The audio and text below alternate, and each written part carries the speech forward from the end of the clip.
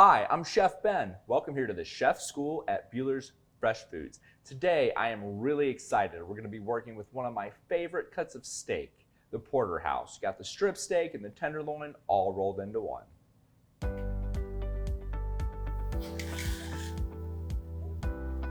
So the first thing I wanna do is talk a little bit about the porterhouse steak. Again, like I said, it has two amazing steak cuts all rolled into one. So you have the strip steak, you can see right here, as well as the tenderloin right here, and then the classic, this T-bone that runs right through here. These are some beautiful certified Angus beef porterhouse steaks. You can tell it's got great marbling. I am really excited to cook these. So it's really important to make sure that you bring your steaks up to room temperature before you cook them. So what this is gonna do is gonna ensure even cooking. And actually when the meat hits the pan, if you don't bring it up to room temperature, the muscles and the tendons are actually gonna seize up, and it's gonna make the product a lot tougher. And again, this will also give you an extra, 25 to 30 degrees to work with, and it'll make your steak cook faster and again, more evenly. First thing we're gonna do is we are going to create a salt and pepper mixture, which I already actually have pre-made here. So I like to do 4 parts salt to 1 part pepper. I just mix that, and again, as we do that, it's gonna make it a lot easier to get a nice coating on the steaks with both ingredients. Right, so we're just gonna take the steaks, we're just gonna season very liberally all over. And again, these are beautiful cuts of meat. We don't really need to put anything else on them besides salt and pepper. All right, fantastic. Now that those are seasoned, we're gonna set these off to the side. And we're gonna prepare a garlic topping. So we're gonna take some room temperature butter, 1 stick. So we're gonna make sure that's nice and soft, just gonna help incorporate everything. We have some fresh parsley and some chopped up fresh garlic. All right.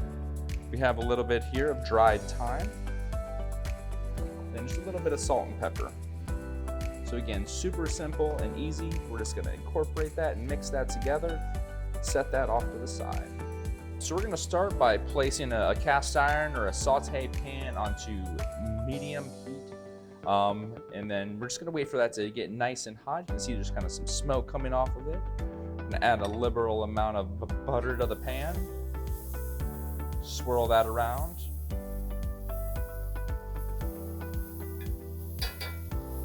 All right. Add our first steak.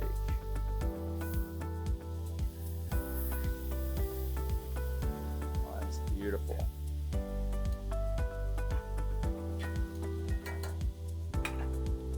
Now we're just gonna let that get a really nice crust on each side of it. And get a beautiful sear, and that fat is gonna help with that.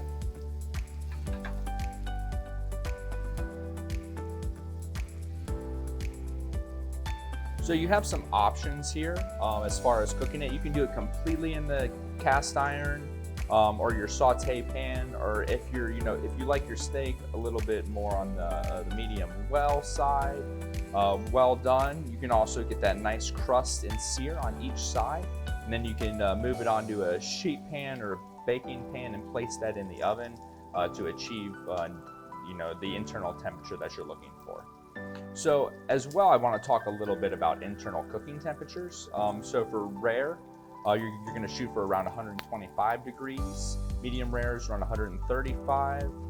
Medium's around 145. Medium well is 150, and then well done's around 160. And so again, it's entirely up to your preference. And I always recommend, there's no great substitute for a thermometer. Some people are really skilled in the fact that they can use by feel and kind of just tell where it's at. Obviously, the more give that it has, the more rare the steak is. But again, I always recommend use a thermometer to check the internal temperature.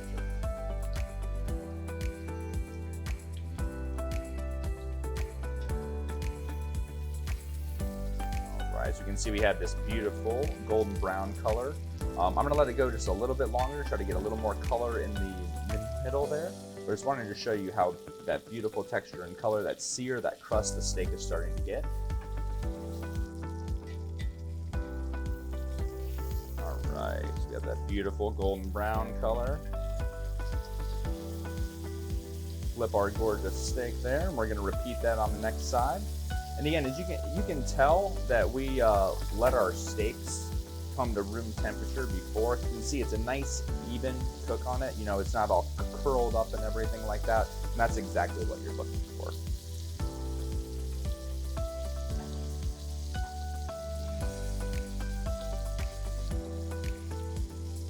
Just gonna take a quick temperature and see where it's at right now. So you always want to go into the thickest part of the steak. We're sitting at about 95 right now there. All right, 120 over there.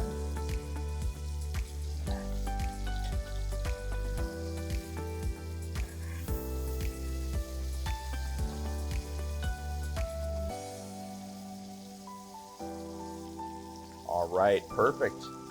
That's exactly what we want it to be at. We're just gonna pull this off. We're gonna let this steak rest for at least 3 minutes. I recommend around 5 minutes, just to make sure that all those beautiful flavors and juices stay in there. All right, so the last step, while our steak is resting, we're just gonna take some of that delicious garlic butter topping that we made. Spread it on there. That's gonna go ahead and melt too while that rests.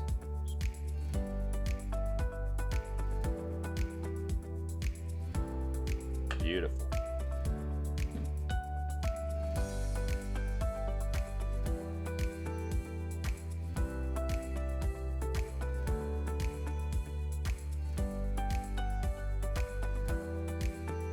I'm Chef Ben, and thanks for watching What's Cooking with Peeler's Fresh Foods.